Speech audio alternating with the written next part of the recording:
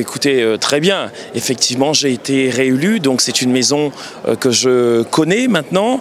Et à la différence que cette fois-ci, je suis dans la majorité présidentielle, bien sûr dans le groupe Modem et apparenté.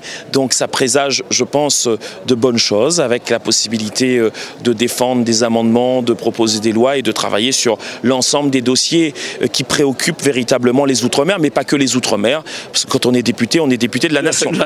Mais est-ce qu'il y a quelques dossiers sur lesquels vous pensez réellement travailler concernant la Réunion? Écoutez, il y a un sujet qui est un sujet aujourd'hui essentiel, hein, c'est les assises des Outre-mer. Le président de la République a présenté ce projet comme étant un projet extrêmement urgent et que dans la première année de sa mandature, il ira résoudre en tout cas les urgences. Et je crois que c'est quelque chose d'essentiel. Quand on parle d'égalité des chances, quand on parle d'égalité tout court entre les territoires, il y a des différences au niveau national, entre certains territoires, mais il y a un fossé, j'allais dire, entre la métropole et les Outre-mer. Et donc ces assises de l'Outre-mer vont permettre justement de remettre les pendules à l'heure.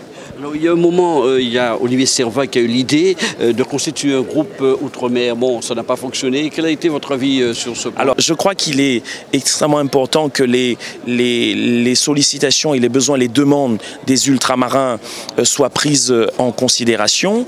Cependant, je ne pense pas qu'il faille se différencier totalement.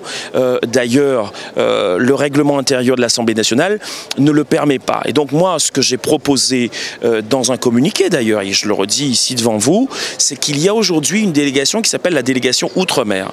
Mon objectif est de faire en sorte que le Premier ministre et le président de la République acceptent que cette délégation ait des moyens complémentaires et des moyens d'action réels. Je crois que partant de là, on pourra peser sur les décisions de ce gouvernement avec une vraie voix qui sera donnée aux Outre-mer. Voilà un petit peu ma position.